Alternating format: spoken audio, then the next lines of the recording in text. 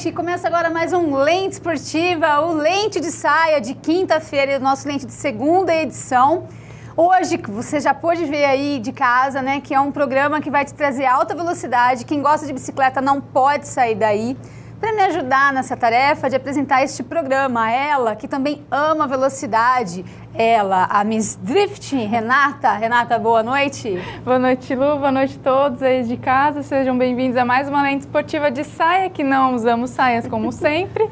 E vamos curtir aí o ciclismo, essa modalidade aí que é divulgada nas TVs, de todas as TVs aí, mas que você pode conhecer mais um pouquinho aí com o nosso convidado. É isso aí, você de casa que pode participar aqui com a gente, com a nossa amiga Bruna, que está debutando aqui com a gente. Bruna, boa noite. Boa noite, meninas. Boa noite, William. Boa noite, pessoal aí de casa. Aguardo o contato de vocês, mandem suas dúvidas, suas contribuições. O e-mail vocês já sabem, mas eu vou repetir, @netserviços.com.br. O Twitter é @Lente Esportiva e no Facebook, Lente Esportiva. Mandem pra gente. É isso aí, você de casa que tem a oportunidade única de participar aqui com a gente, né? De poder mandar sua pergunta, tirar suas dúvidas com este super atleta que está aqui com a gente hoje, né? Hoje a gente tem a presença do William Solera. Boa noite, William. Obrigada pela sua presença. Boa noite, meninas. Obrigado, eu que agradeço o convite, né? Para estar abordando um pouco do esporte que eu mais tenho paixão, né, que é o ciclismo. Espero esclarecer qualquer dúvida aqui durante esse programa de hoje. Tá certo. E William, como que você começou nesse esporte? Conta um pouquinho pra gente da sua história. Bom, o ciclismo eu pratico há 14 anos, né? Comecei com 10 anos de idade. Né? Na verdade, meu irmão começou primeiro que eu, na verdade, um mês antes. Aí um mês depois como eu gostava do ciclismo também. Aí tive vontade, comecei a correr. Aí meu pai colocou uma bicicleta melhor para ele, eu peguei a dele. Aí um mês depois meu pai também gostou do esporte, começou a praticar também. Então desde então o ciclismo hoje lá em casa faz parte da família, digamos assim, né? Só que hoje, profissionalmente só eu sigo o esporte. Meu irmão depois de um tempo acabou parando, mas meu pai pratica hoje por hobby assim até hoje. Você é aqui de Americana? Sou de Americana mesmo. Sua família toda daqui? Isso. Mas quando você fala, comecei no ciclismo, é no ciclismo mesmo, nessa categoria? Isso, nessa categoria mesmo, de ciclismo de estrada mesmo, que é esse tipo de bicicleta que depois a gente vai estar mostrando aqui também. E os melhores resultados aí na sua carreira? Eu tive, assim, como bom atleta, sempre tive bons resultados, também passei por fases de dificuldade. Mas um dos melhores resultados meu na minha carreira, né, principalmente na época de base, na categoria de júnior, fui campeão brasileiro, campeão paulista. Tive a oportunidade também de representar o Brasil no Pan-Americano de Júnior, que foi em 2006 e 2005, na Venezuela, os 2 anos. Né? Aí depois de júnior, acabei entrando na categoria elite, que aí o nível de competição é um pouco mais alto. Só que aí os resultados hoje estão acontecendo aos poucos, né? Que nem vem passando por 2 anos bons agora, né? 2011, 2012. Também tive alguns problemas com lesão, mas estou crescendo cada vez mais agora no esporte, novamente.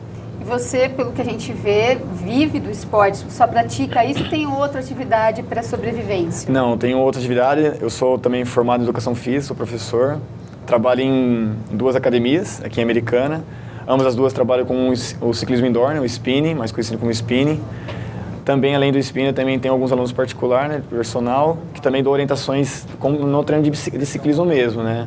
Oriento como pedalar, treinamentos em si, assim, fora o ciclismo profissional mesmo. Não dá para viver de ciclismo, então? Hoje, assim, temos um salário mensal, perfeito.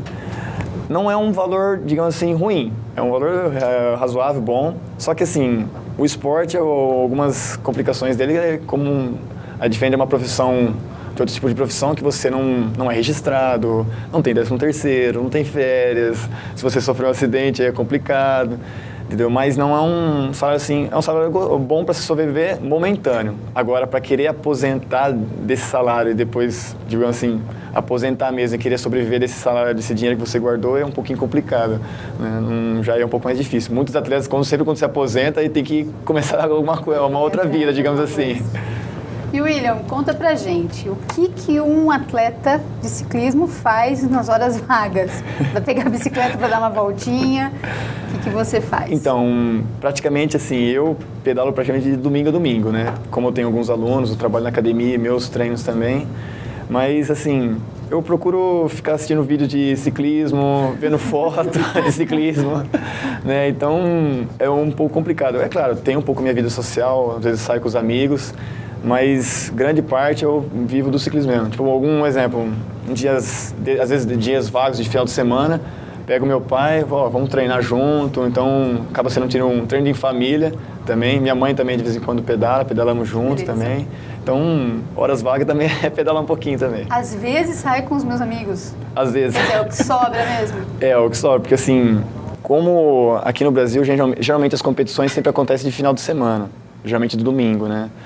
Então, é o final de semana que o pessoal gosta mais de sair. Então, aquela coisa, vai de domingo de manhã, tem que competir em algum lugar. Então, fica difícil de você querer sair, ficar mais tempo à noite aí com os amigos e no dia seguinte tem que acordar de manhã, então tem que se guardar um pouco mais, né? Já tive fase da minha vida que tive que ficar meses aí sem poder sair por causa de competição, concentração, sabe? Ter um foco mesmo em cima da competição. Por causa também, não deixa de ser além de ser uma coisa que eu gosto, é meu trabalho. Então eu vivo disso aí, depende de ter resultado para isso aí também, né? Então tem que ter um foco maior em cima dele. Mas não deixo também de dar uma saidinha. E ao longo desse tempo, essa jornada, como foi entrar para a equipe de Americana? Como que foi essa caminhada até a equipe? Como eu sempre corri por Americana, desde quando eu comecei até hoje, então, digamos assim, eu fui evoluindo. A Americana sempre teve uma equipe de elite, né, no caso, de profissionalmente. Há muito tempo atrás sempre teve uma equipe muito forte. O ciclismo de Americana é um ciclismo forte.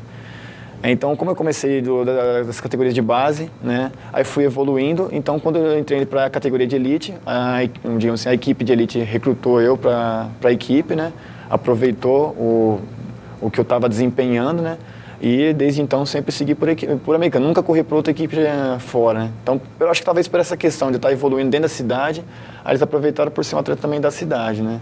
Então, nunca tive oportunidade de correr por outra equipe, sempre por Americana mesmo. Acho que por essa questão da evolução dentro da cidade. Você comentou que a equipe te aproveitou. Quer dizer, existe uma estrutura dentro dessa equipe. Você pode falar pra gente como que funciona? Perfeito. Por exemplo, a equipe hoje, a gente são em 10 atletas, perfeito. Temos nosso técnico. Assim, tem algumas coisas de material também, só que assim, por essa questão de verba da equipe, a gente não consegue ter, digamos assim, algumas coisas a mais que seria interessante. Por exemplo, um mecânico para a equipe, para estar dando auxílio nas bicicletas, né, massagista, um nutricionista, um fisioterapeuta. Isso aí hoje a equipe não tem, por questão da estrutura, tipo assim, de verba mesmo, né? Isso seria o ideal, não só no ciclismo, como qualquer esporte, né? Mas, assim, na verdade, eles tentaram me aproveitar no sentido, assim, do rendimento que eu estava tendo como atleta, né? Aí, no caso, hoje a gente tem alguns patrocínios, né, que também ajudam a gente em algumas coisas, principalmente material, bicicleta, pneu, câmera, essas coisas que tem um gasto maior em cima da bicicleta, né? Material também de roupa, né, os utensílios, capacete, roupa, sapatilha. Então, isso aí hoje a gente está ganhando ganha dentro da equipe, né? Então, é um gasto a menos para a gente, né? Isso já vai aproveitando um pouco mais. E falando do ciclismo mesmo, como que surgiu? Da onde surgiu o ciclismo? Bom, o ciclismo vem de muito tempo... 1800 bolinha. Muito tempo atrás, né?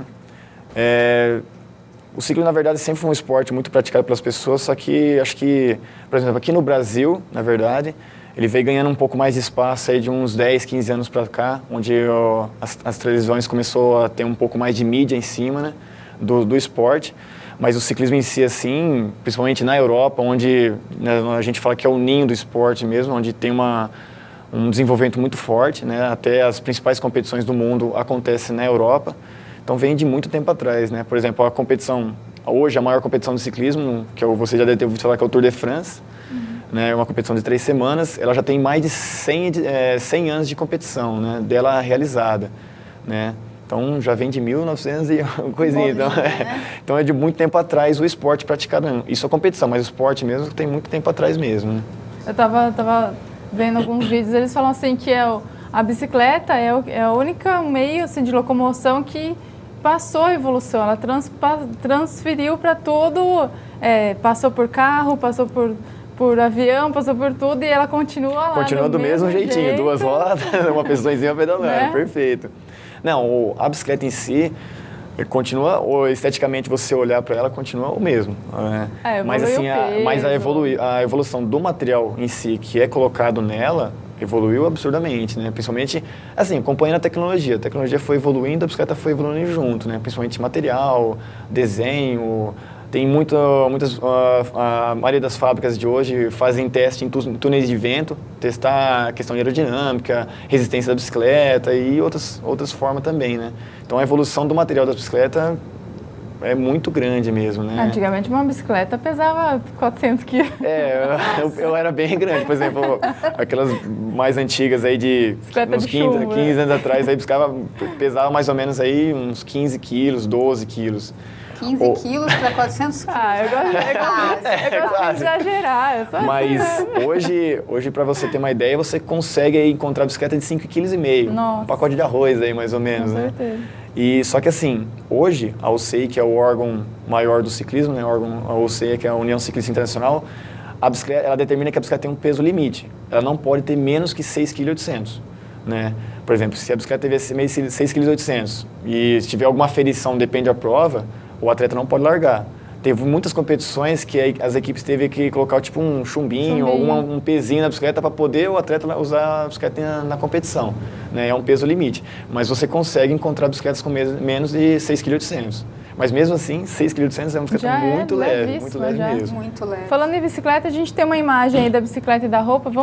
Explica pra gente aí como que é a bicicleta, como que é. Bom, essa bicicleta aqui, no caso, o que eu pratico, ele é o ciclismo de estrada, né? O ciclismo de estrada, ele envolve provas de estrada mesmo e provas de circuitos de rua, né? Circuitos fechados, né? Esse é o tradicional que se usa na bicicleta de estrada. Pode ver que, tipo, vocês estão vendo pela imagem aí que a bicicleta tem um aro um pouco mais alto, né? Esse aro, a intenção dele é criar uma resistência menor contra o vento, ou seja, isso aí ajuda o atleta a desenvolver uma velocidade maior, né? Só que o problema de uma roda um pouco mais alta, ela é um pouco mais pesada também. Geralmente esse tipo de roda, ela é usada mais em provas planas. Como não exige tanto a questão do peso, então e a velocidade é maior, então ela ajuda bastante. Agora, tem opções também, se você, como um exemplo, uma prova mais de subida, o atleta pode usar uma roda um pouco mais baixa, que é um pouco mais leve, que aí o desenvolvimento na subida é muito melhor, que não exige tanto a questão aerodinâmica, mas o peso influencia muito mais, né? É uma bicicleta também que, não sei se o pessoal já acompanha, é uma bicicleta que tem, digamos assim, 20 marchas, né, que são dois volantes, que são as coroas na frente, e 10 catracas atrás, né? Por exemplo, o mais convencional que pessoas usam na rua, por exemplo, o mountain bike, são sempre 2 volantes na frente e um pouco menos de catraca atrás, geralmente 8 ou 9, né? Então, a Speed, ela tem um pouco mais de catraca, né? Tem mais opção de velocidade, né? E também as catracas são menores, para conseguir desenvolver um pouco mais pesada, para conseguir desenvolver uma velocidade maior, né?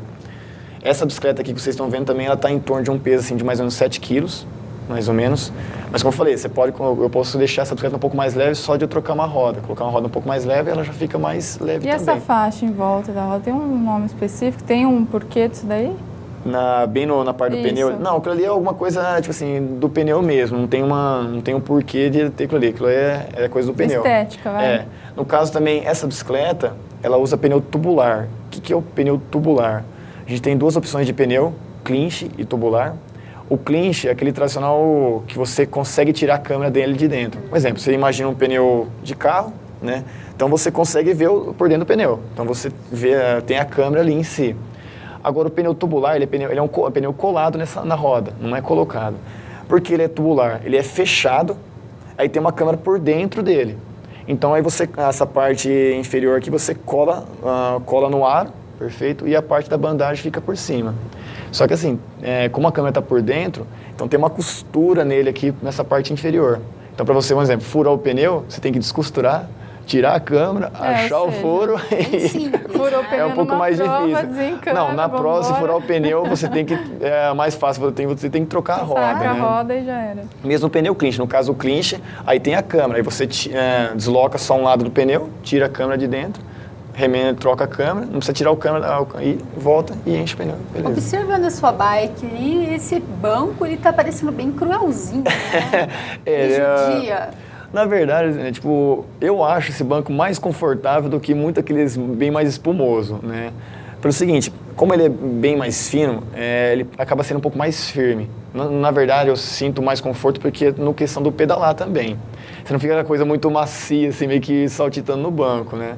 Então eu prefiro isso aí, tem N opções de banco, né? Aí vai do que cada pessoa achar mais confortável. No caso, eu já prefiro esse aí um pouco mais, eu acho mais confortável para mim, né? Magrinho e tal. E também a bermuda, ela tem uma proteção que ajuda, sim, ela tem, né, uma espuma, né, no lugar do assento ali, certo? E que já te dá um certo conforto.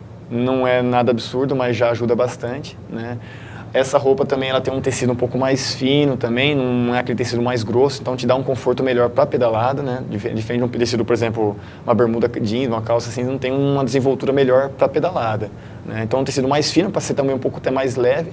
A camisa é um pouco mais, também é um tecido fino, tem certos furinhos, mais vazada a camisa assim, um tecido mais vazado, que ajuda também na refrigeração, né? Porque como o esforço é grande, o calor também depende do dia, por exemplo, uma época agora que é verão, o calor é intenso. Então, refrigera um pouco mais. O zíper também é um zíper um pouco mais prolongado, para ser opção, se o atleta quiser abaixar um pouco mais o zíper, tiver um refresco maior, né? Então, isso aí já ajuda um pouco mais. Bruna, temos participações? Temos sim. Solera, o Daniel de Santa Bárbara do Oeste quer saber qual que é o preparo que um ciclista precisa ter. E a Joyce de Americana perguntou que ela só pedala por lazer. O que ela deve fazer para para entrar para esse esporte? Boa. Perfeito, que nem o Daniel. A questão do preparo, ela está muito dependente do quê? Do tipo de prova que a pessoa... Por exemplo, assim, no caso, se ele for fazer só por hobby, né, treinar, aí ele pode optar por todo tipo de alternativa que o treinamento oferece. Agora, no caso, se ele quer especificar alguma coisa, por exemplo, o William Solera, eu queria ficar melhor de subida. Nada melhor do que treinar em subida, né? Tem que treinar, fazer treinos mais específicos. Então, se ele faz só por hobby, eu quero só melhorar meu rendimento, aí tem N tipos de intensidade que ele tem que buscar no treino, tá? Às vezes estimular o corpo um pouco mais além do que ele pode, tá? Quanto mais você estimula, aí mais você vai se condicionando, certo? E melhor vai ser no seu rendimento. Aí, eu quero melhorar a subida, faz uma intensidade mais forte na subida.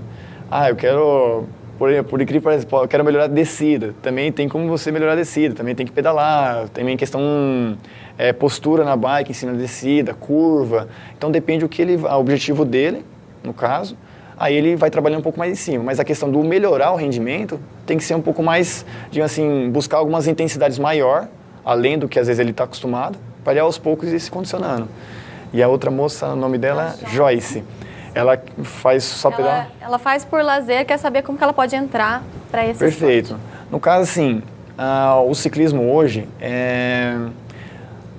vamos supor, se ela quer entrar em competições oficiais, por exemplo, Campeonato Paulista, Brasileiro, ela só precisa se federar, perfeito, se filiar à federação, né? Feito isso aí, ela pode competir em provas oficiais. Qualquer pessoa pode? Qualquer pessoa. Só sempre quando você vai federar, tem uma fichinha de federação e lá também tem um laudo médico. O médico tem que também estar aprovando o seu condicionamento, né? Se caso o médico não aprovar, ele não assina, então isso aí não é permitido, né? Então a pessoa também tem que ter um aval do médico. Filiando, ela pode entrar em qualquer tipo de competição oficial, no caso. Essa filiação tem custo? Tem um custo. Se eu não me engano, é por volta de R$25. Não é nada absurdo, né? É bem tranquilo. Mas eu não estou recordando bem, mas acho que é por volta disso daí. Então, na verdade, é só ela entrar no site da federação. Se eu não me engano, o site da federação é fpciclismo.org.br. Aí lá tem o ícone de filiação. Aí ela só acompanha o calendário, ela opta pela prova que ela quer participar. É assim, o ciclismo feminino não tem muitas provas, né? Acaba tendo um pouquinho menos do que o masculino, a opção de prova de competição, né? Mas tem algumas provas, regionalmente acontece também. Agora, não sei se ela já, se ela faz por lazer. Agora, se ela quer, como a mesma coisa do Daniel, se ela quer começar a trabalhar em competição, o interessante é ela começar a fazer um trabalho um pouco mais específico, né? Ver, por exemplo, eu quero competir em tal prova. vê como é que é o circuito, que tipo de prova que é, o tempo da prova e começa a trabalhar em cima disso daí, né? Fazer um trabalho um pouco mais específico para também não chegar na prova lá e começar a sofrer muito, né? Sofrimento sempre vai ter, mas sofrer menos, pelo menos, né? Bruna, quem de casa quiser participar, como é que faz? Só mandar um e-mail pra gente no alvivo@netserviços.com.br. O Twitter é @Lente Esportiva e no Facebook, Lente Esportiva. Pode fazer o apelo. A Renata fazia, funcionava muito bem. Mandem o seu e-mail pra gente. O Soleira tá aqui disposto a responder. Tô Todo esperando. solícito, né? Todo sorridente. Escreve aí pra gente, né? Participe. E Soleira, a gente estava falando de treinamento, né? Parte de iniciante. E vocês aí, como que vocês fazem para treinar no dia a dia? Bom, praticamente assim, a gente busca mais, por exemplo, no caso do ciclismo de estrada, que é o que eu participo, geralmente a gente faz treinos mais longos, que é no mínimo 2 horas aí por dia a gente está fazendo. O treino nosso é no mínimo umas 2 horas. Né? 2 horas dá em torno de uns 80 quilômetros mais ou menos, né? Depende da intensidade. Mas no mínimo 2 horas, por exemplo, como a gente é um ciclismo de estrada, então a gente procura trabalhar mais treinos mais longos, né? Então, gira em torno de 2 horas, 3, 4, já cheguei a fazer 7 horas de treino, entendeu? Isso aí, como eu falei também, depende da competição que vai participar. No caso, recentemente a gente participou da Volta Ciclista São Paulo, né? É uma competição de resistência. Foram 8 dias seguidos e toda etapa era praticamente acima de 100 quilômetros. Né? Acho que uma outra etapa que teve menos que 100, né? Um contra-relógio, acho que uma etapa de montanha e a última etapa. Então, 100 quilômetros, é claro, a intensidade da prova acaba sendo mais rápida, né? No treino a gente fazer uns 100 km demora um pouco mais. Só que é isso aí, é sempre nessa média, 2 horas, 3, 4, e aí dependendo da prova você vai colocando uma intensidade. Um exemplo, a prova é mais plana, o trabalho é mais plano, uma intensidade mais forte. No caso, a Volta a São Paulo, era uma, digamos assim, a gente falou que é uma prova um pouco mais confortável em relação ao trajeto, era mais plano do que com subidas. Né? Teve a etapa da serra, por exemplo, a gente subiu a Serra de Campos do Jordão, né, que foi a penúltima etapa. Subiu as 2 serras ainda, a nova e a velha. Então, é claro, faz um preparo assim também focando. Como a prova era mais plana, então especificava até mais para essa etapa da subida, porque como as etapas planas, então, digamos assim, a intensidade é forte, só que como está o pelotão todo junto ali, tem a questão do vácuo também, ajuda, economiza energia. Então você procura focar um pouco mais no que, digamos assim, vai decidir a prova. Que foi o que aconteceu. A prova de subida, que é a prova da serra, e também tem a prova de contrarrelógio. A prova de contrarrelógio é uma prova que acontece individualmente. Então você faz um preparo um pouco mais específico para momentos que vai decidir, né? Agora, no caso, antes da Volta a São Paulo, também a gente correu o Tour do Rio. Também foi uma competição de etapas, no caso foram 5, só que lá tinha muita etapa de subida, mas serra mesmo. Tipo, a gente pegou, acho que uma serra de 18 quilômetros, uma serra de 13 quilômetros, uma acho que de 5 e várias subidas de em torno de 3, 4 quilômetros. Então, essa prova eu foquei totalmente meu treino pensando em subida. Eu procurei o máximo possível fazer treinos em subidas. Até teve um treino que meu pai e minha mãe acompanhou eu, só que de carro. Tá. Detalhe. De carro, que eu fiz um treino de Americana até Poços de Calda. Eu fui pedalando de Americana a Poços de Calda, né? Que deu mais ou menos 170 quilômetros. Fiz em 6 horas. Né? Lógico, todo mundo faz isso. Que deu mais ou menos 6 horas de pedal. Nossa. Por que eu fiz isso? Porque eu sabia que para Poços de Calda era um trajeto com bastante subidas. E chegando perto de Poços de Calda tem as serras lá, então era um trabalho mais focando em subida, para esse tipo de prova, né? Então, se a prova é plana, foca um trabalho mais plano. Se a prova é curtas, porque assim, o ciclismo nosso, as provas mais curtas é em torno de 1h30, 2 horas. Só que assim, é bem intenso, então acaba colocando um treino um pouco mais intenso pelo tipo de prova que vai estar fazendo. E nas ciclovias aí, como que é? Bom, o risco de acidente. Ciclovia, sinceramente, assim, eu nunca cheguei a pedalar. Porque no caso nosso, usar a ciclovia como forma de treinamento é um pouco complicado. Como tem um volume de pessoas grande, pessoas com ritmo forte, fraco, então... E o espaço também não é um espaço muito grande, assim, para querer, pelo número de pessoas. Então é complicado. E como a intensidade nossa é uma intensidade alta, o risco de acabar sofrendo uma queda ou derrubar alguma pessoa também pela intensidade que a gente está fazendo ali é grande. Então a gente procura mais fazer os treinos em estrada mesmo, né? Por exemplo, é muito difícil fazer aqui na cidade. Só, por exemplo, aqui em Americana tem o privilégio de ter um velódromo. Então é um lugar que você consegue fazer um treino um pouco mais constante, porque é um espaço só para bicicleta. Mas no meu foco, que é o ciclismo de estrada, então a gente procura fazer só na estrada mesmo, né? Que é um pouco complicado. A gente tem um exemplo aí de treinamento que não é em estrada, né? É indoor. É mais ou menos. Roda o VT aí pra gente ir vendo e o Soleri explicando pra gente. O que ele tá usando aí, onde a bicicleta tá fixa, é o que a gente chama de rolo. Isso aí é uma peça, assim, uma ferramenta que se usa muito para provas, por exemplo, assim, para aquecimento, por exemplo, pode ser usado. Ou, exemplo, um dia de chuva, não quero sair na chuva, põe em casa lá, então você pode estar pedalando. É claro, ou a questão do rolo, você consegue colocar uma certa intensidade, só que não igual pedalar na rua. Na rua você tem a resistência do vento, do próprio asfalto. Então a resistência do rolo é um pouco mais confortável em relação na rua, mas não deixa de ser uma forma de você estar treinando. Eu digo assim, é uma alternativa para alguns momentos. Como eu falei, tem um dia de chuva, muito frio às vezes, então é complicado sair. Então, ou também é usado mais como aquecimento também para alguns tipos de prova. Ele tá trocando, tá usando um pé, depois o outro. O que ele tá querendo mostrar, ele tá fazendo algum tipo de treino específico, tentar fortalecer uma perna mais uma perna do que a outra, porque a gente, como o ciclismo trabalha com um movimento alternado,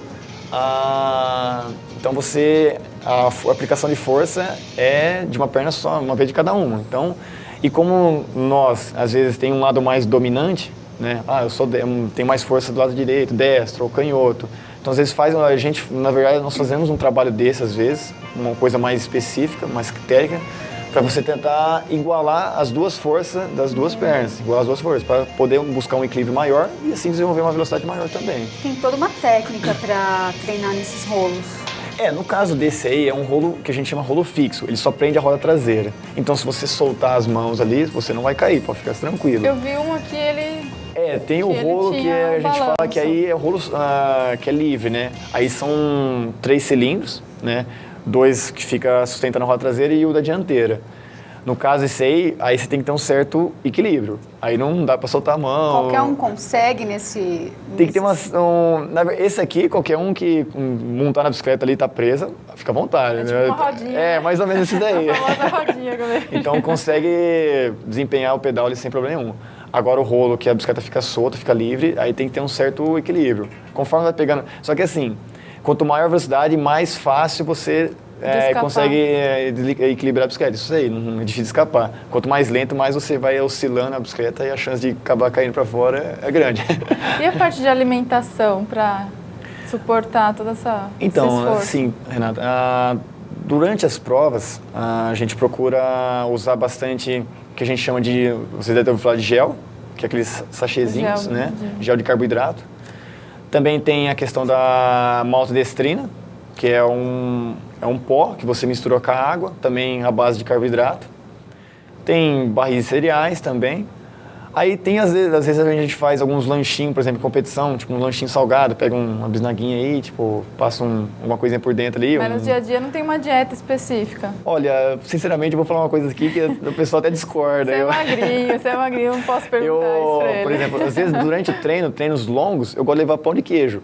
Nossa. Porque assim, às vezes dá vontade de comer alguma coisa salgada, você fica muito carboidrato, gel, barrinha, cereal, então é uma coisa muito mais doce. Então, às vezes, eu gosto de levar uma coisa salgada, então eu gosto de levar o pão de queijo, então. E eu acho que você pode comer o que você quiser, pedalando do jeito que você pedala. Barato. Mas assim, agora, por exemplo, em casa, aí é claro, depende da competição, aí eu começo a fazer uma coisa um pouco mais regrada.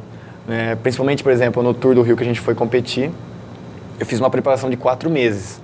Então, foi 4 meses concentrando nos treinos e alimentação também. E também descanso, que é uma das coisas até mais importantes do que o próprio treino. Então, eu cortei refrigerante, cortei doce, que eu adoro, eu diminuí pra caramba o doce, comecei a comer coisas um pouco mais integrais, né? E fui aumentando o volume de treino também. E também, como você aumenta o volume de treino, a sensação de fome aumenta, né? Então, comia mais fruta, verdura, suco, então eu evitava um pouco mais essa questão mais industrializada, né? De refrigerante, doce.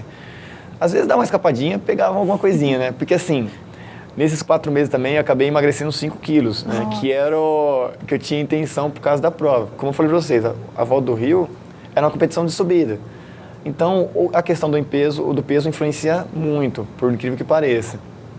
Por isso que a gente busca uma bicicleta mais leve, peso corporal leve, por isso que você vê atletas de resistência sempre mais magrinho mesmo, né?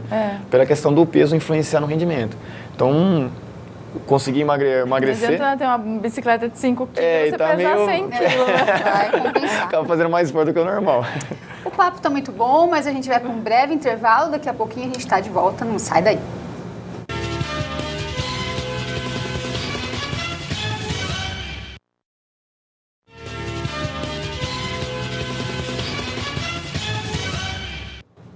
Eu falei que era rapidinho, de volta aqui com Lente Esportiva. E a gente tem um VT bem bacana para já voltar ilustrando para vocês do GP Internacional de Ciclismo do São Paulo. São Paulo. SP Mundo, que eu me perdi. Vamos colocar o VT que a gente ganha mais. Vamos lá?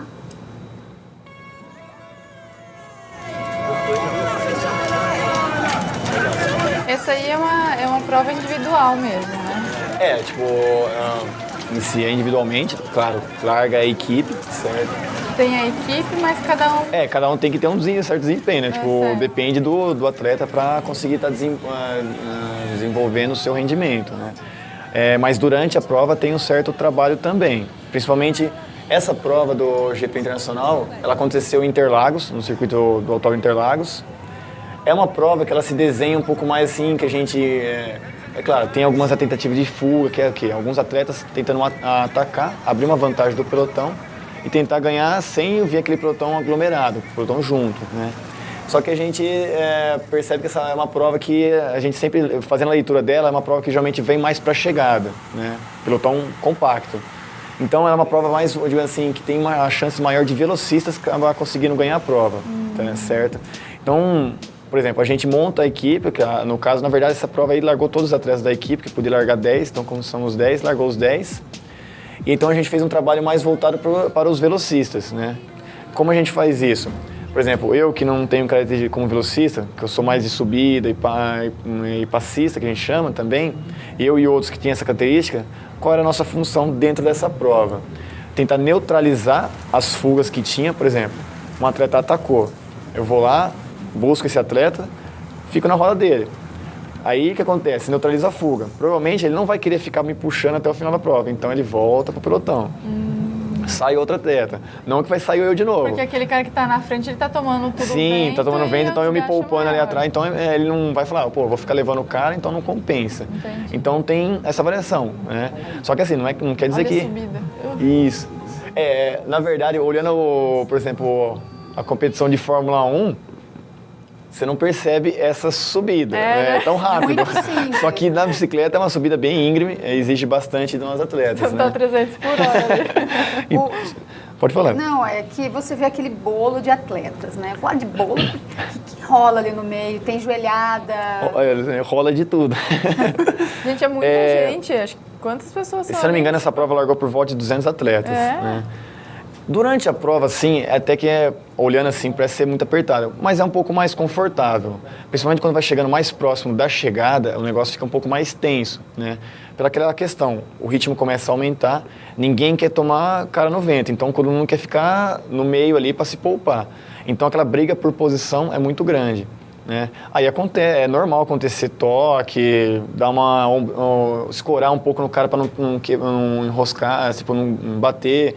Acontece muito de bicicleta, bicicleta enroscar com bicicleta, cair, pelo menos uns 10 vai junto, é difícil só cair sozinho. Tem algum então vai bastante gente. regulamento nisso daí? Oi? Tem algum regulamento específico? Não, o que não pode é o atleta, por exemplo, tem eu e mais um do lado aqui, tem um atleta na nossa frente, estão disputando a posição, tipo assim, a roda dele, ficar na roda dele, no vácuo. Esse toque, tipo, de um cutucar o outro, tirar a posição, normal. O que eu não posso é tirar a mão do guidão e empurrar ele.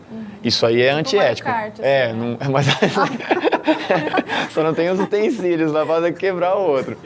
Mas assim, o que não pode é isso, tirar a mão e empurrar o atleta. Mas o toque, sei lá, cabeçada, isso aí é normal, cutucar. Só que assim, já acontece muitas vezes do cara perder a paciência e quebrar o pau mesmo, tipo, brigar, isso é normal, né? Mas a questão do toque é normal. Eu, por exemplo, eu até falo pro pessoal, eu não tenho muita manha no braço, mas como eu tenho perna meio comprida, eu uso o joelho, dá uma cutucada com o joelho. É normal também isso aí. Enquanto também não tiver tirado o pé do pedal e empurrar o cara, beleza. O que eu não posso enquanto estiver fixo em cima da bicicleta, o corpo ali normalmente. E finalmente, ele nos 100 últimos metros seria? Que é o start mesmo. Isso, que é, como eu falei, como essa é uma prova, por exemplo, mais trabalhada para os velocistas, a gente chama que a gente monta uma escalera, né? Aí forma uma fila indiana, com todos os atletas da equipe.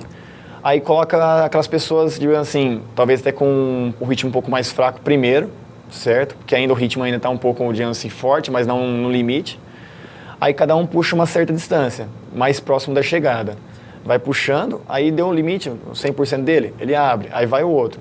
Até mais ou menos chegar nos últimos 250, 200 metros, onde o último atleta abre para os velocistas. Os velocistas dão aquela arrancada final e aí é onde decide a prova, né? Porque deixa mesmo para o velocista, porque assim, são eles quem tem uma maior potência de uma arrancada rápida mesmo, né? Só que assim, o ritmo que já vem trazendo a escalera monta, já é um ritmo forte, porque também a intenção de montar a escalera, além de a questão do embalar, colocar um ritmo mais forte, também evitar tombo, né? Se fica aquele bate-rebate ali com o pessoal, a chance de ter um tombo é maior. Então a gente monta uma escalera meio que do lado, no meio do pelotão ali por fora, para evitar tombo, e assim o velocista fica poupando energia porque está no vácuo da sua equipe ali. E aí vai embalando, cada atleta puxa um tempo, mais ou menos aí, quando a gente pega para puxar, é por volta de uns 300, 500 metros, um pouquinho mais. Aí a última pessoa arranca forte e deixa os últimos 200 metros para os velocistas, que faz a partida e aí é com eles mesmo que disputa chegar. Tudo muito deixa ele sofrer. Mas agora, peço licença sua, um minutinho, que a gente vai falar com os nossos apresentadores mais charmosos aqui do canal Net Cidade. Boa noite, Filé. Boa noite, Luiz. Olá, Luciane. Olá, Renata. Assunto interessantíssimo, né? Ciclismo, né? Papo para horas e horas. Tanto tombo de bicicleta, já tomou uns tombos. Eu achei legal essa história do murrinho aí quando precisa. Achei muito legal isso aí. A gente pensa que é só no futebol, que é esporte de contato. Falar em futebol, Luciane, Renata e todos ligados aí no canal Net Cidade.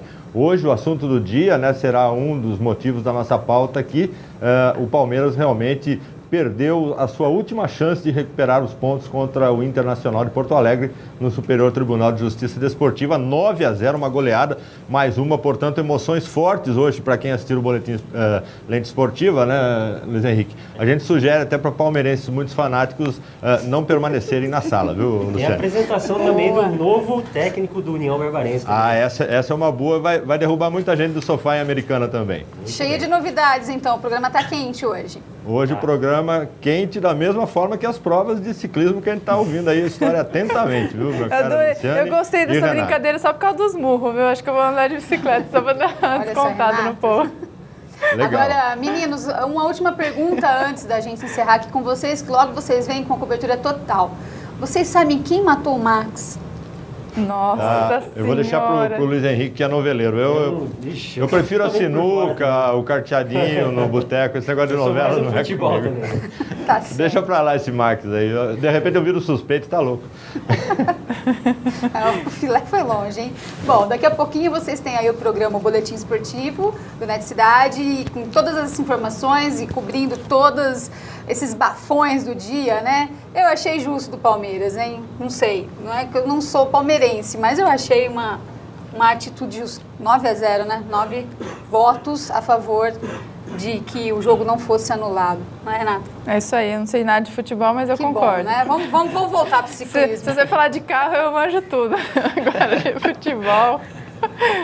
O Palmeiras estava com carro ilegal e estava querendo ganhar pontos. Então tá errado. Tudo que é ilegal é errado. Racha na rua é ilegal, então tá errado. Vamos para a arrancada. Não é carro ilegal. Vamos lá. E vamos entrar aí vamos ter um VT de um dos considerados melhores contrarrelógio de todos os tempos.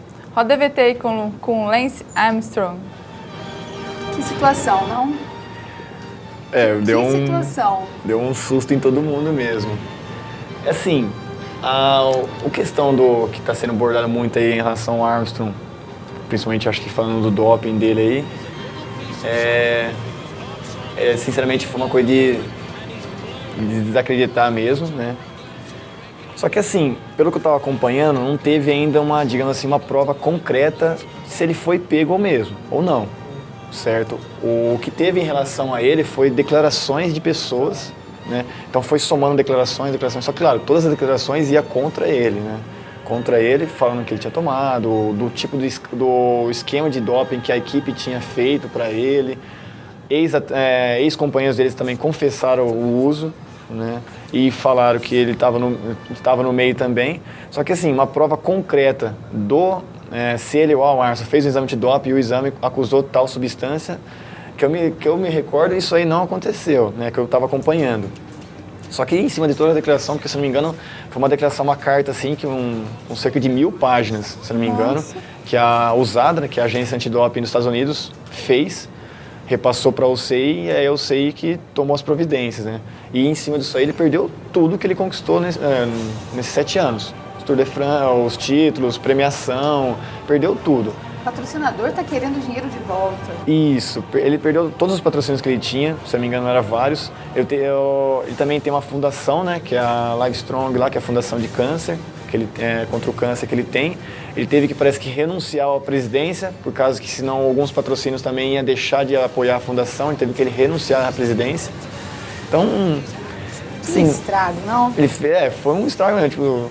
Porque, assim, não só pelo que ele desempenhou como atleta, a história de vida que ele teve, né? Porque ele passou pelo câncer, tipo...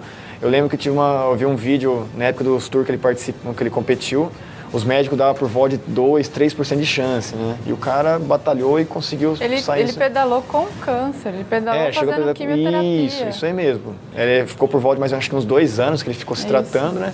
Que ele diagnosticou, acho que em 96 ou 95. E voltou a competir em final de 98. Aí, em 99 diante, foi onde ele começou a ganhar os Tours, né? Os Tour de France, as competições. Só que assim, como eu falei, ele é um ícone, assim, não só como do ciclismo, mas como do esporte, pela história de vida que ele teve. Só que, com certeza, manchou muito mais dentro do ciclismo, né? Que é onde é o esporte que ele estava em si mesmo, né? Se for realmente verdade, que aparenta ser, né? É complicado, né? Porque, assim, ele também renunciou de lutar pela causa, né? Tipo, estranho, né? É estranho. Se ele tivesse certeza... Uma das frases do Lance Armstrong fala assim, se você não der 110%, não vai chegar lá. Se quiser chegar em algum lugar, vai ter que se virar sozinho, porque ninguém vai fazer nada por você. Com certeza. Isso aí, no ciclismo principalmente, é um esporte que... Sabe, se você não der o 110%, pode ter certeza que o resultado não vai chegar. Porque tem aqueles momentos ali que, sabe, você está no limite mesmo. É você e você. É você e você. Você está no limite, está um adversário com você ali, pô, se você não insistir um pouquinho mais, se você não der esses 10% a mais, não vai conseguir a vitória. Teve um take que eu estava vendo sobre ele, e ele falou assim que em uma das competições chegou no final quase no final da competição, e ele parou, porque ele não conseguia mais andar, ele não conseguia mais fazer nada, ele parou, ele simplesmente estacou. Aí a mãe dele foi até ele e falou, você tem que ir.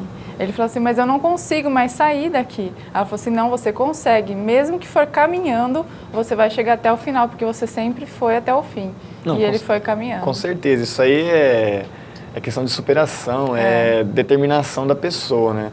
Porque assim também, meninas, a questão do doping em si, com certeza o rendimento, se uma pessoa se utiliza disso, melhora. Só que também, eu estou sentado aqui, eu estou pedalando por hobby, se eu tomar uma substância, vou melhorar meu rendimento? Talvez, mas não quer dizer que você vai ganhar. Exato. Então a dedicação do treino tem que ser grande também, entendeu? Na verdade, às vezes o doping é um pequeno diferencial de um atleta de 2 atletas de alto nível, digamos assim, super bem treinados, mesmo nível. Talvez se um se dopar, talvez vai melhorar um pouquinho mais o rendimento. Mas não quer dizer que talvez às vezes é o diferencial. Às vezes você pode pegar um cara dopado, mas não está muito bem treinado, um cara super bem treinado, limpo, anda mais que o atleta dopado. Então isso aí tem essas complicações.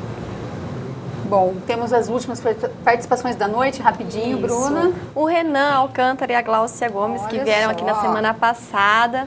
mandando e-mail para o William. William Solera, parabéns pelas conquistas. Somos corredores da Triaction e estamos pensando em participar dos seus treinos de bike. Que tipo de treino seria feito por quem já corre e está iniciando na bike com vistas à prática de triatlon? Perfeito, que nem no caso o triatlo, geralmente são provas assim que digamos assim, um ritmo um pouco mais constante. Diferente do ciclismo em si, aquela coisa de, como eu falei, ataque, saltar, escalera, isso aí não acontece no triatlo. Então você acaba fazendo treinos um pouco mais específicos, digamos assim, de mais longa duração, tipo, um exemplo, intensidades um pouco mais longa, mais constante, sem buscar um pouco mais constância nesse tipo de treino. Né? No caso do ciclismo, no caso meu que eu pratico, a gente faz treinos muito mais intensos, assim, intervalados, com intensidade mais curtas e intensidades altas. Pelo tipo de prova que a gente corre também de vez em quando, que nem essa questão de ataque e outras coisas assim. No caso do triatlo, até eu faço trabalho com alguns atletas de triatlo, então a gente faz, por exemplo, tiros, esses trabalhos mais intensos, só que um pouco mais constante, trabalhando um pouco mais em cima do ritmo que a pessoa vai estar tentando trabalhar na prova. Foca um ritmo de acordo mais ou menos com a categoria da pessoa e vai colocando isso aí a intensidade de acordo com mais ou menos a prova que ela vai competir. Que hoje em dia vai ser muito difícil você encontrar uma prova de triatlo também com subida. Geralmente as provas de triatlo são mais planas. Então por isso também que os treinos têm que ser, assim, focar uma coisa mais constante. Claro, não deixar também treinar a subida, porque o treino também de subida ajuda muitas coisas também em provas planas, perfeito? Só que assim, o foco é uma coisa mais, trabalhar um ritmo mais constante. É claro que você também tem que colocar uma intensidade um pouco mais forte em alguns momentos para conseguir buscar uma velocidade maior e mantê-la por mais tempo. Tá certo, queria aproveitar aqui e mandar um super beijo para a Glaucia e para o Renan, que estiveram com a gente aqui semana passada. Obrigada pela participação de vocês, estou sabendo que o programa está bombando aí, muitos acessos no YouTube. Espero que vocês voltem aqui com a gente numa outra oportunidade, provavelmente no ano que vem, tá, pessoal? Tem mais perguntinhas. Tem mais? Tem tempo? Opa. Dá tempo? Rapidinho. Rapidinho. O Leandro de Limeira, que manda um abraço para todos do programa, falou que ele gosta muito do tema de hoje. Olha lá, Limeira, hein? Isso, e quer saber qual que é o valor aproximado de uma bike para iniciar no esporte. E a Karen de Americana, ela faz aulas de spinning e quer saber se o spinning ele ajuda quem pretende começar a pedalar na rua ou é muito diferente.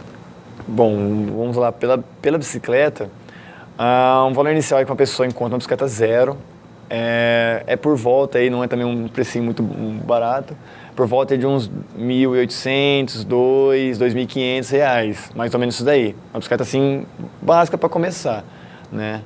Agora, se ela já quer começar um pouco mais... gostou daquela bicicleta e custa aquilo lá e... Tem uma bicicleta de 5 quilos. O duro que é isso aí.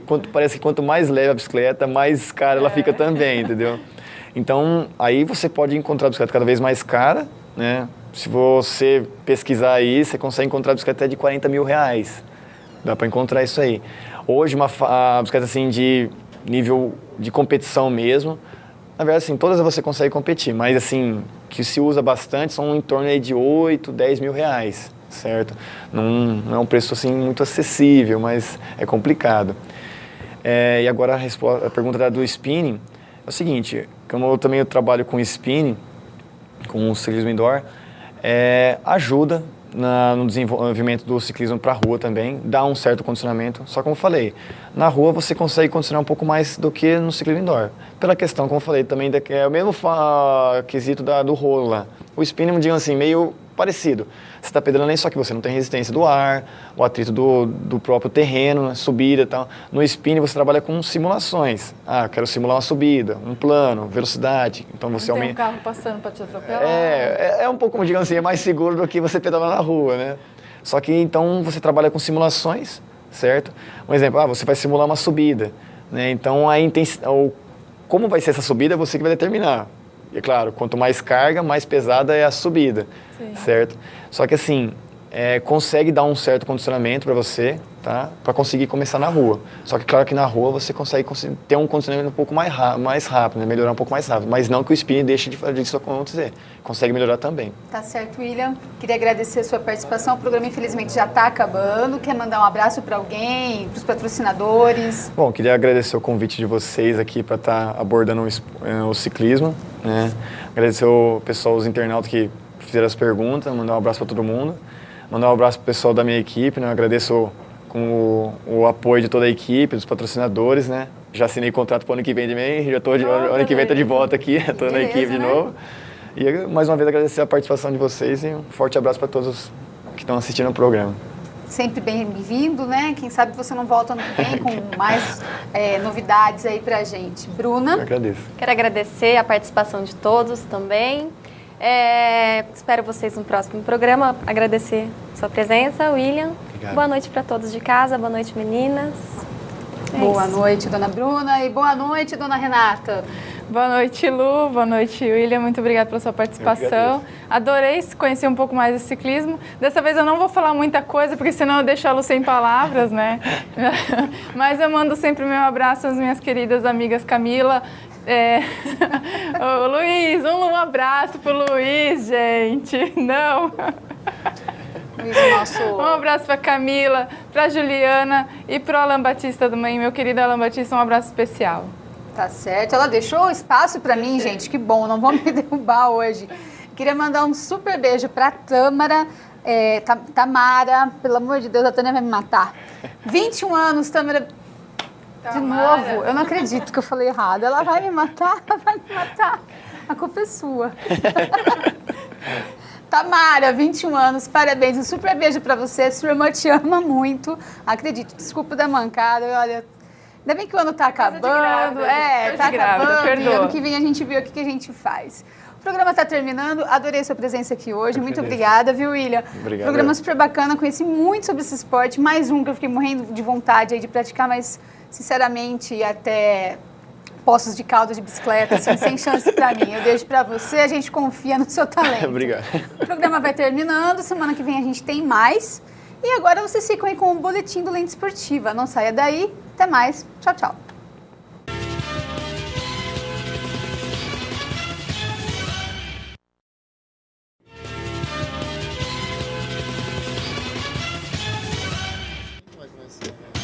Olá, estes são os destaques do Boletim Lente Esportiva desta quinta-feira. Velo e Noroeste não saem do zero no Benetão. Ferroviária domina, mas vacila e cede empate no final. União Agrícola Barbarense contrata Moisés Egert. São Paulo goleia e ganha status de favorito na Sul-Americana. Mais uma derrota do Palmeiras, agora no tribunal. Rio Branco, ainda sem técnico, volta às atividades neste dia de hoje. LAF, os destaques do futebol amador. Veja também a situação do seu time no Campeonato Brasileiro.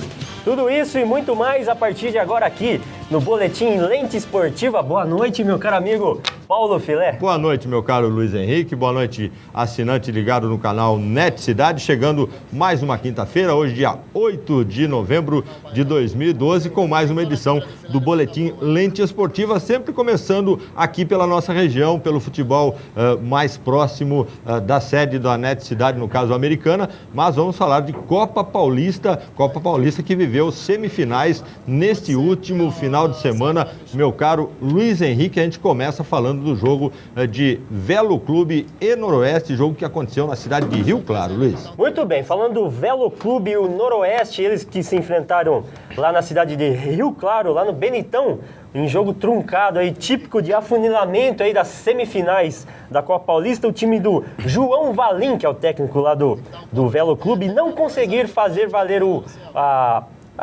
mando de jogo, jogando em casa em Rio Claro. Assim o Noroeste tem uma bela vantagem agora para jogar lá em Bauru, junto à sua torcida. A partida vai ser realizada no estádio Alfredo de Castilho no próximo domingo. O jogo que era às 10 da manhã agora passa a ser às 11 da manhã, que foi um pedido aí da emissora que vai transmitir o jogo, a semifinal aí entre Velo Clube e Noroeste lá em Bauru.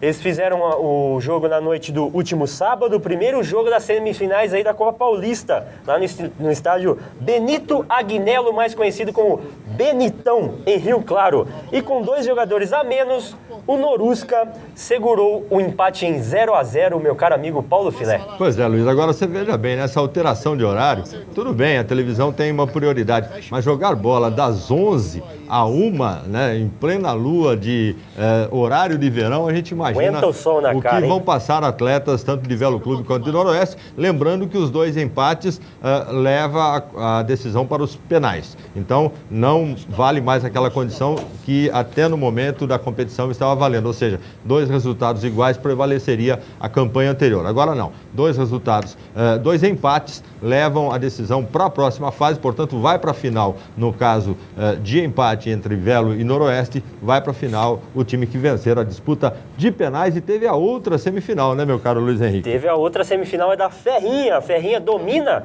mas vacila e cede o empate aí no finalzinho contra o Audax, né, Fernando? Pois é, o Moisés, o Antônio Carlos Zago, né? Moisés Zago é bom. O Antônio, eu misturei os técnicos do Noroeste com o técnico do Audax, mas o técnico do Audax, que é o Antônio Carlos Zago, ex-seleção brasileira, ele é muito estrategista e montou muito bem o seu time para suportar a pressão que a Ferroviária certamente exerceria lá na Morada do Sol. E assim foi. A Ferroviária fez 1-0, o jogo todo teve inúmeras oportunidades, os atacantes desperdiçaram muitas oportunidades de gols, porém, aos 39 minutos do segundo tempo, no estilo Audax, no estilo Antônio Carlos Zago, o Audax consegue o empate e leva a decisão para São Paulo, para o Nicolau Alayon, onde poderá estar junto da sua torcida, no campo que está acostumado a treinar, inclusive, e onde mandou a maioria dos jogos dessa Copa Paulista. Portanto, o Audax leva a decisão das semifinais para casa, Luiz Henrique. Muito bem, eu acredito aí numa final entre Velo Clube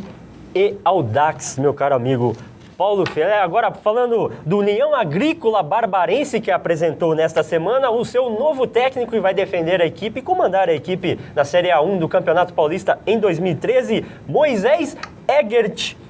É o novo técnico da equipe do Leão da 13. Moisés, ele que foi revelado pelo 15 Piracicaba, com 2 acessos aí no Campeonato Paulista, sucessivos aí para a elite.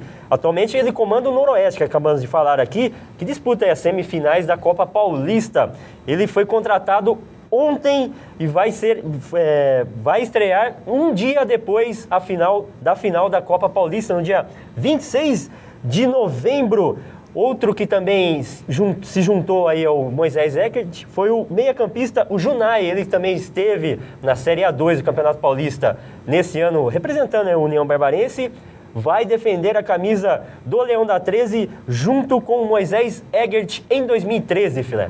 Roberto Yoshio é o auxiliar técnico e o Luciano, aliás, o Roberto Yoshio é o preparador físico e o Luciano Deitos é o auxiliar técnico do Moisés para a composição dessa comissão técnica. Lembrando, né, que toda essa situação vem agravar um pouco mais ainda a rivalidade entre Americana e Santa Bárbara. Imagine se o Moisés, que não deu certo em Americana, acaba acertando, e é o que a gente espera que aconteça em Santa Bárbara do Oeste, mais um ponto de divergência, pelo menos no futebol, entre Americana e Santa Bárbara do Oeste, meu caro Luiz Henrique. Além desses que você falou aqui, o auxiliar técnico, o Yoshio, o Luciano Deitos, a diretoria ainda vai contar com o auxiliar e o preparador de goleiros. Aí vai ser apresentado nos próximos dias, e tem também o placar eletrônico que vai ser apresentado à torcida e à imprensa no finalzinho desse mês.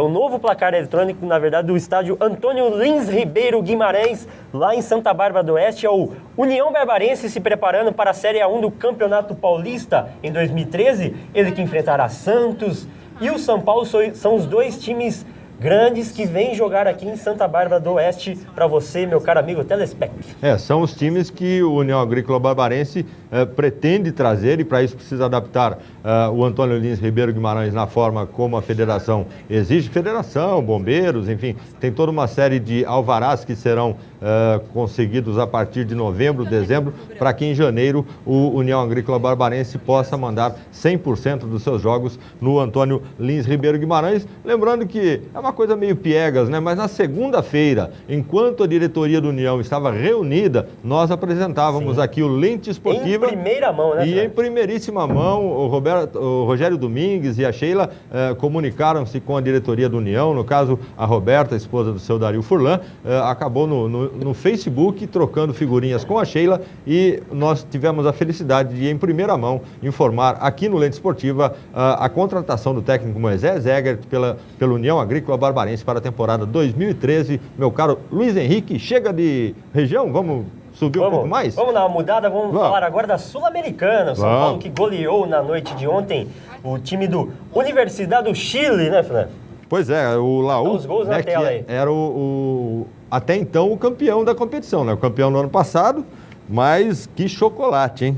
Com os gols de Lucas, Luiz Fabiano, Rafael Tolói, 2 do Jadson. O São Paulo do segundo tempo. O São Paulo 4 do primeiro deitou tempo. E rolou para a alegria da torcida tricolor. O Ney Franco já está com todo o jeitão do São Paulo Futebol Clube, né? O Lucas está jogando um bolão, meu. E lembrando que para a próxima fase, time de São Paulo. para a próxima fase, Luiz, olha esse gol do Luiz Fabiano agora. O tricolor é o primeiro a classificar-se para semifinais, né?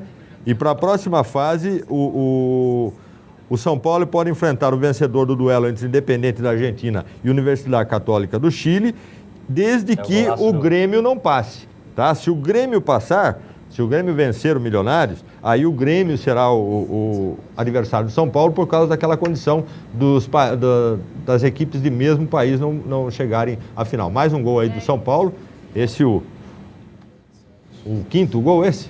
Quinto gol, golaço.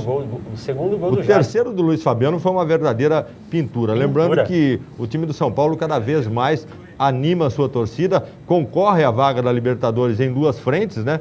Uma entre os 4 primeiros colocados do Campeonato Brasileiro 2002, onde o São Paulo vai muito bem, obrigado, vem numa ascensão muito grande sob o comando do Ney Franco, e a outra na Copa Sul-Americana, lembrando que a Sul-Americana ainda dá um prêmio em dinheiro, algo em torno aí de 4 milhões de dólares, que não é para ninguém botar defeito, não, né, Luiz? É o dinheiro para tomar uma pinguinha aí no final de semana. Um churrasquinho, né? Churrasquinho no final de semana. Muito bem, falando agora do Tigres da Paulista, o Rio Branco, ainda sem técnico, voltou às atividades hoje, né, Fidel?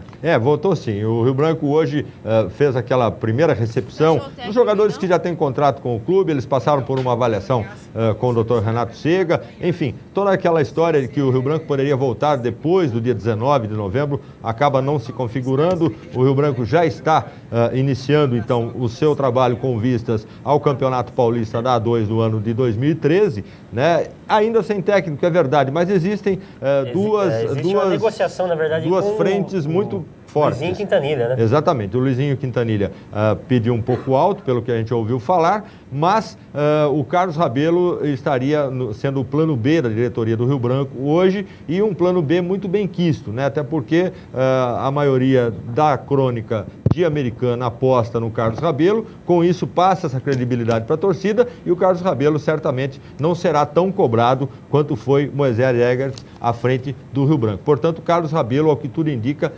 está na frente na corrida pelo lugar no banco como técnico do Rio Branco Esporte Clube no ano de 2013, Luiz Henrique. Muito bem, agora a gente vai falar um pouquinho mais regional, por aqui, por Americana mesmo, vamos falar da Liga Americanense de Futebol. A gente tem um GC para você acompanhar como que vai ficar a próxima rodada, né, filha? No próximo final de semana, da LAF, da Liga Americanense de Futebol. Se puder colocar na tela para a gente dar uma olhadinha nos próximos jogos, tá lá. Bom, a Liga Americanense de Futebol, veteranos, a terceira rodada, para você que acompanha, meu amigo, aí, segunda fase no dia 10/11, no próximo sábado, às 4. Atente aí que todos os jogos são às 4 da tarde. Esse primeiro jogo teve mudança de local, viu, Luiz? Ele estava, a princípio, marcado para o Guanabara, mas acabou sendo alterado para o Vila Bertini. Então, às 16 horas no sábado, nós teremos no Bertini, Pernambuco e Bertini. Também, todos os jogos às 16 horas. No Unidos, nós teremos Ponte Preta e União Agrícola.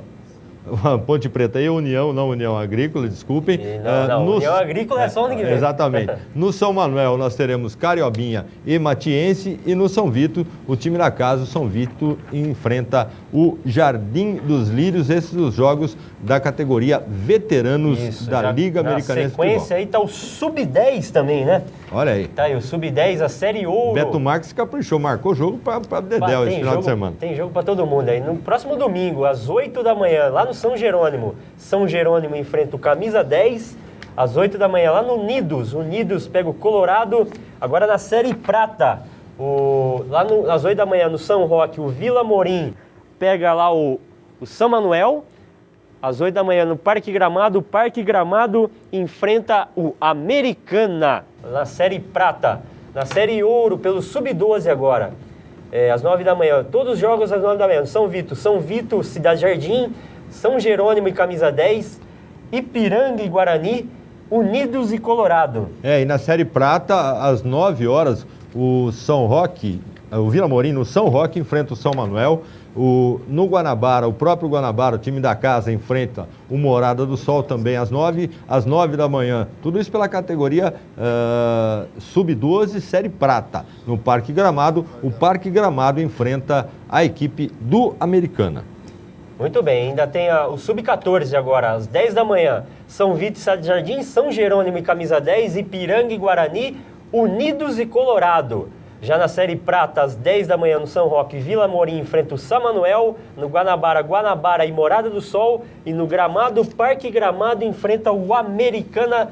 Todos os jogos às 10 da manhã. Já o Sub-16, às 11 da manhã, no Ipiranga e Guarani. Vila Morim e São Manuel. No Guanabara, o Guanabara pega o Morada do Sol. E no Parque Gramado, o Parque Gramado enfrenta a equipe do Americana, Luiz Henrique. Muito bem, Paulo Filé. Agora falando da Macaca da Ponte Preta de Campinas. Último jogo aí, perdeu para o Grêmio de 1-0. O próximo jogo é contra a Internacional no domingo. A Macaca começou os treinamentos táticos realizados aí para impedir Diego Furlan, ele que é o atacante da Internacional, de brilhar no próximo domingo. E já conseguiu contra o Santos. Já barrou o Neymar, não deixou ele jogar nada. Agora a equipe o técnico tenta barrar aí o Diego Furlan de brilhar no próximo domingo, Filé. É verdade, a Ponte Preta que vive momentos aí de novo técnico, né, com o Guto Ferreira, uma fase de adaptação, cedeu o Antônio Faganello para a equipe da Internacional de Limeira e vem tendo uma certa instabilidade por conta da troca de técnico. Isso é natural, perdeu a primeira partida para o Palmeiras, mas agora já está bem tranquila em relação à degola, né? A Ponte Preta precisa de mais uma vitória para descansar tranquilamente e não ser alcançada pelo 17º, 18º, 19º, o 20º já não tem mais jeito, é o Atlético Goianiense mesmo. Mas o 17º e o 18º, o Sport e Palmeiras, respectivamente, podem ainda chegar à pontuação da Ponte Preta, então tem que conseguir, de qualquer maneira, um bom resultado frente à equipe do Internacional, se bem que parar o Forlan vai ser uma federal, né? Vai ser realmente uma parada dura, será uma parada, uma redundância horrível, mas tem que jogar muito a Ponte Preta para vencer a equipe colorada no Majestoso no próximo final de semana, com vistas a uma boa sequência no Campeonato Brasileiro, Luiz. O volante René Júnior está confiante aí em conter o melhor jogador da Copa do Mundo em 2010, que foi aí o Forlan. Agora falando do vizinho ali, desceu a Avenida Guarani e está na luta contra a degola aí na Série B do Brasileiro. O time de Wilson Tadeu, basta uma vitória aí fora de casa diante do Avaí ou CRB para seguir no Brasileiro da Série B aqui em 2012. Na verdade, o time de Wilson Tadeu venceu o Avaí, o ABC, né, de Natal no último encontro em casa por 2-1, e esse resultado foi muito bom para dar um alívio para a equipe do Wilson Tadeu. O Wilson Tadeu que chegou agora, né, se bem que o Guarani não tem tantas pretensões mais em relação não consegue mais o acesso, né? Isso é uma verdade, e nem tem tanta preocupação em relação ao rebaixamento. Aí já liberou o Neto para o time do Santos hoje, né? O Neto que não chegou a desenvolver tudo aquilo que se esperava dele no Guarani, foi um bom valor no Campeonato Paulista, mas não reeditou essa mesma condição no Campeonato Brasileiro da Série B. E o Neto, então, daqui a pouco a gente vai falar do Santos Futebol Clube. O Neto já é uma novidade na equipe da Vila Belmiro, portanto, Guarani exportando, e exportou uns 2 ou 3 aí também das categorias de base direto para o São Paulo Futebol Clube. A imprensa de Campinas até costuma brincar que o túnel que era para o Atlético Paranaense até algum tempo atrás, agora mudou de lado. O túnel vai direto para o Morumbi. Então, garotos das categorias de base do Guarani constantemente são apresentados à equipe do São Paulo Futebol Clube. É verdade que se tratando de categorias de base, os valores são bem menores, mas que existe uma negociação. E isso serve para fazer um caixa para a equipe, até para custeio das próprias categorias de base. Isso é uma grande verdade, Luiz Henrique. Muito bem, agora falando do Corinthians, falando da Série A do Brasileirão, Corinthians que ganhou do Atlético Goianiense de 2-0, já coloca, se tiver os gols na tela pra gente dar uma olhada aí. No próximo sábado enfrenta o Coritiba lá no Pacaembu às 9 da noite. Aí os gols na tela. Paulo Guerreiro pode se considerar titular absoluto aí no ataque idealizado pelo esse gol do Martínez, né, no último final de semana, o gol do Martínez contra o Atlético Goianiense, e agora a gente vai ver o gol do Guilherme, né, ex-volante da equipe da Portuguesa. Foi um golaço. O Corinthians, na verdade, está jogando solto, né, Luiz? Está jogando despretensioso em termos de aspiração no Campeonato Brasileiro, o que acaba favorecendo que o jogo tem uma fluência legal, cabeça fria, se bem que todo mundo com vistas ao campeonato mundial, né? Mas a gente sabe que por enquanto é uma questão de composição de elenco e o Tite está avaliando todos. Uma coisa o Tite já deixou muito claro, o Paulo Guerreiro será um dos integrantes do elenco do Corinthians na disputa do Mundial no final do ano, meu caro Luiz Henrique. Muito bem, próximo jogo do Coringão é no próximo sábado contra o Coritiba, às 9 da noite, lá no Pacaembu. Falando agora do tricolor do Morumbi, o São Paulo no último jogo no Morumbi empatou com o Fluminense, tá? Os gols na tela. Depois da vacilada. Uma excelente abertura, né? A vacilada do Gum, zagueiro ex-Ponte Preta. E o Luiz Fabiano não perdoa, o matador o Luiz Fabiano acaba... dormiu no barulho e ele não perdoa, não tem jeito. Com ele mesmo. E aí essa bobeada do Gum, dá uma olhada. Nossa, faltou giz no taco ali. O que eu vou falar lá pra minha vozinha? Não, o Gum falou, meu Deus do céu, acabei com o Diego Cavalieri.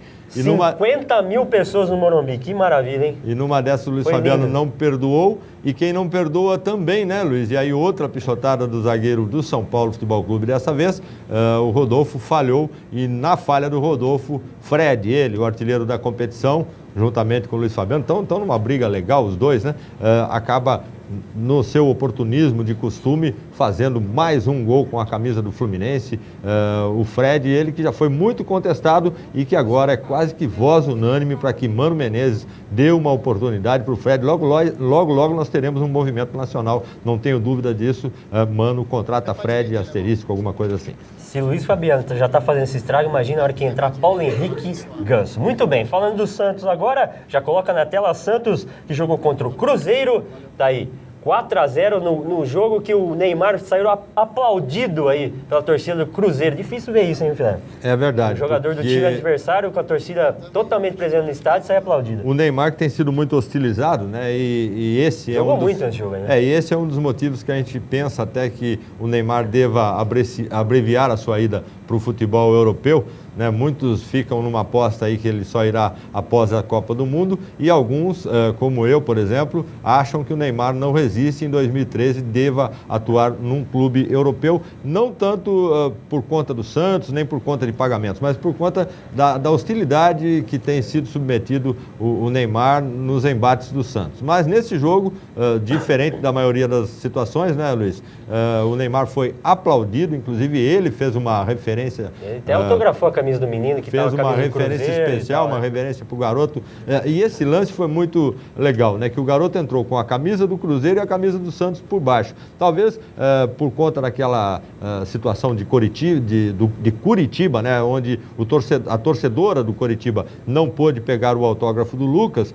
Prevenindo-se contra isso, o garotinho lá em Minas entrou com a camisa do Cruzeiro, com a camisa do Santos por baixo, só que na hora do autógrafo levantou a camisa do Cruzeiro e pediu que o Neymar fizesse o autógrafo na camisa do Santos Futebol Clube. Muito legal a atitude do garoto, porque deu um drible em todo mundo, e legal a atitude do Neymar, que compreendeu que o garoto, além de cruzeirense, gosta também do seu futebol e gosta também do Santos Futebol Clube. Luiz. Só lembrando que a diretoria já entrou na disputa por Rojas da Universidade do Chile, o novo lateral esquerdo para 2013, já está escolhido aí pela diretoria do Santos, é o chileno José Manuel Rojas Barramondes, 29 anos, 1,76 m e 77 quilos, defende atualmente a Universidade do Chile, Fred. Vem aí o lateral que está sendo disputado também pelo Santos Futebol Clube. Um jogador de muita qualidade, até porque os laterais estão em falta, né? Tanto o direito quanto o esquerdo. A gente vê que no Brasil hoje quem seria o lateral da seleção, né? Nem estaria atuando no Brasil. No caso, Daniel Alves é o mais, né? O que leva um pouco mais de vantagem perante os demais concorrentes, Luiz Henrique. Muito bem, falando agora do Palmeiras para finalizar o Campeonato Brasileiro, coloca na tela o empate contra o Botafogo, jogando lá na Arena Fonte Luminosa, lá em Araraquara. Palmeiras que deixou escapar a vitória, e agora lacrou o caixão, enterrou o defunto, fez de tudo, hein, Felipe? E quando a fase está ruim, Luiz, dá uma olhada, o atacante da equipe do Botafogo... Quando o camarada tá ruim, até o rastro do rapaz é feio, olha lá. Não, chutou a bola, pegou na trave e voltou na cabeça do atacante. Que fase. Fernandinho foi pegar uma gelada, né? Com certeza, está lá na cozinha, não quer nem ver, não quer nem ouvir a gente. Tirou o som da TV, foi pegar uma geladinha, né? Pediu para a Paula pegar uma gelada para ele e nós somos obrigados como Senhor Fernando comunicadores por favor, saia da sala. a mostrar para os torcedores o que aconteceu nesse jogo. E o Palmeiras aí, sempre com Barcos, né?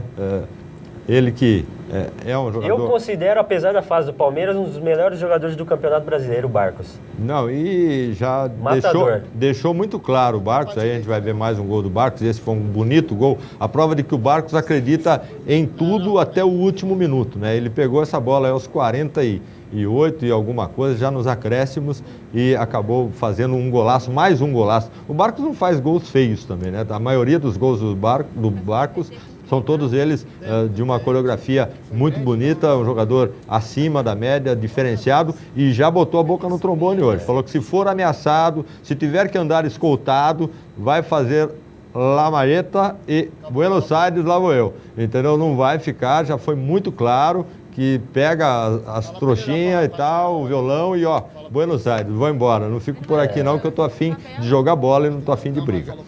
Muito bem, tá aí. Tudo que é bom dura pouco, está chegando ao final já. Passou rápido demais. Hoje a gente não teve nem tempo de botar a classificação, GC e companhia, mas não tem problema. Tudo Muito que bem. É bom vai mesmo. Gente, obrigado pela companhia, obrigado pela audiência. Quinta-feira que vem a gente está aqui de volta. Paulo Filé, obrigado pela sua companhia hoje aqui. Eu que agradeço, Luiz Henrique. Eu quero mandar um abraço hoje pro Leives. O Leives jogou no Rio Branco de Americana e é telespectador assíduo aqui do canal Net Cidade, principalmente da parte de esportes. Ele hoje trabalha numa rede de supermercados aqui, é repositor, é responsável pela área de reposição de frutas, verduras e legumes. Virá um dia aqui no Lente contar um pouco das suas histórias. Aguarde, viu, Leives? Quero deixar meus abraços também pro Alan, que está aqui no estúdio, o André, a Renata, a Karen Gomes, aos amigos lá da Comercial Diversil. Aquele abraço, gente. E para fechar os abraços, Bar do Vardo. Obrigado. E Bar Flamengo. E Bar Flamengo. Tamo lá, qualquer dia a gente vai lá tomar uma. Abraço. Gente, boa noite. Abraço. Até a próxima quinta-feira.